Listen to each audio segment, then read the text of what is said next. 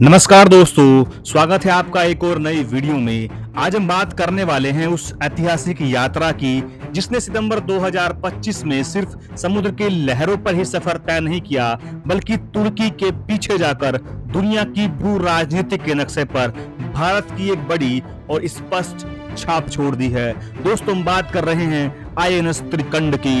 ये केवल एक युद्धपोत नहीं है, बल्कि एक रणनीतिक संदेश है जो भारत के भूमध्य सागर के पानी में लिखा गया है। दोस्तों, इसकी शुरुआत होती है सितंबर 2025 में, जब भारतीय नौसेना का अत्याधुनिक स्टील्थ फ्रिगेट आईएनएस त्रिकंड भूमध्य सागर में दाखिल हुआ। यह कोई साधारण दौरा नहीं था, यह एक सोची समझी और बेहद सटीक रणनीति का हिस्सा था। इस मिशन का एक स्पष्ट लक्ष्य तुर्की और पाकिस्तान के बीच बढ़ते सैन्य सहयोग के जवाब में भारत की रणनीतिक पहुंच का विस्तार करना था। दोस्तों, दरअसल मई 2025 में भारत और पाकिस्तान के बीच में जो कश्मीर में सीमा संघर्ष हुआ था, जिस तरीके से पाकिस्तान की तुर्की ने मदद की थी, उसने सोंगर ड्रोन का जिस तरीके से इस्तेमाल किया था जो तुर्की में बना था, तुर्की को जिस तरीके से पाकिस्तान सपोर्ट करता है और पाकिस्तान तुर्की को, ये भारत के लिए एक बड़ी चुनौती थी और इसी का जवाब था आईएनएस त्रिकंड। दोस्तों, भारत ने तय किया कि अगर तुर्की हमारे पड़ोस में आग लगा सकता है तो हम उसके पड़ोस में क्यों नहीं। दोस्तों, इसी सोच के तहत आईएनएस त्रिकंड ने सबसे पहले रुख किया ग्रीस का। 13 सितंबर को जब यह जहाज ग्रीस के सलामिस बे बंदरगाह पर पहुंचा तो इतिहास के एक नए अध्याय की शुरुआत की गई। यहाँ 17-18 सितंबर तक भारत और ग्रीस की नौसेनाओं के बीच मेटोन सागर में नौसैनिक सहयोग अभ्यास हुआ। इस अभ्यास में हेलेनिक नौसेना के 3 जहाजों ने हिस्सा लिया, जिसने दोनों देशों के बीच रक्षा सहयोग को एक नई ऊंचाई मिली।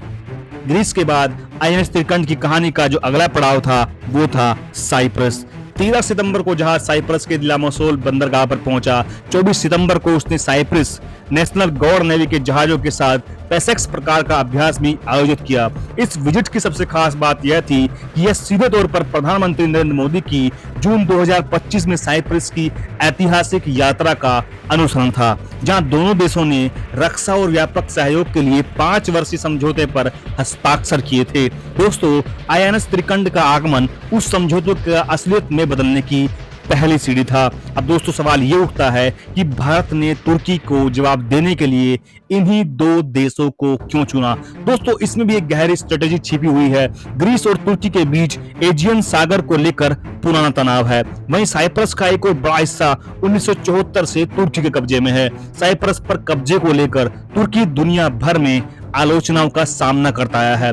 ऐसे में जब भारत साइप्रस की संप्रभुता का समर्थन करते हुए वहां अपना युद्धपोत भेजता है, तो यह तुर्की के लिए सीधे तौर पर उसके सबसे संवेदनशील मुद्दे पर एक चुनौती होती है। इस तरह भारत ने तुर्की के चारों तरफ एक रणनीतिक रिंग बना दी है, जिसमें ग्रीस, साइप्रस जैसे देश शामिल है, जो तुर्की के लिए सिरदर्द बन गए हैं। सीधी सी बात है, आप हमारे पड़ोस में उत्पाद मचाओगे तो हम सीधे आपके दरवाजे पर दस्तक देंगे। इस पूरे मिशन की शुरुआत वैसे तो मिस्र में हुई थी, जहां आईएनएस त्रिकंड ने एक्सरसाइज ब्राइट स्टार 2025 में हिस्सा लिया था। यह एक बहुत बड़ा बहुपक्षीय सैन्य अभ्यास था, जिसका उद्देश्य हाइब्रिड खतरों के जवाब में हवा, जमीन और समुद्र में परस्पर संचालन क्षमता को बढ़ावा देना था।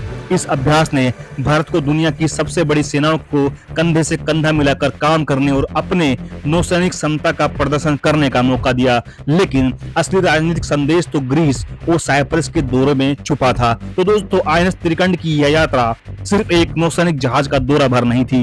ये भारत की बढ़ती वैश्विक हैसियत, उसकी चतुर कूटनीति और नए सहयोग बनाने की क्षमता का एक जीता जागता प्रमाण था। इससे दुनिया को दिखा दिया है कि भारत अब सिर्फ अपनी सीमाओं तक सीमित नहीं है, बल्कि दूर दराज के समुद्रों में जाकर शांति और स्थिरता में अपनी अहम भूमिका निभाने को तैयार है। साथ ही इसने तुर्की और पाकिस्तान को यह स्पष्ट संदेश दे दिया है कि अब खेल के नियम बदल गए हैं और भारत अब वो देश नहीं रहा जो सिर्फ प्रतिक्रिया देता है। अब हम वो देश हैं जो पहल करते हैं, रणनीति बनाते हैं और अपने दुश्मन को उनके ही घर में घुटने टेकने पर मजबूर कर देते हैं। तुर्की के समुद्र में उत्तरी भारतीय सेना ने साबित कर दिया है कि अब भारत किसी से पीछे नहीं है। दोस्तों, यह वीडियो जानकर आपको कैसा लगा? अगर आपको वीडियो पसंद आया हो तो लाइक कीजिएगा। मैं मिलता हूँ आपको एक और नई वीडियो में, तब तक के लिए जय हिंद, वंदे मातरम।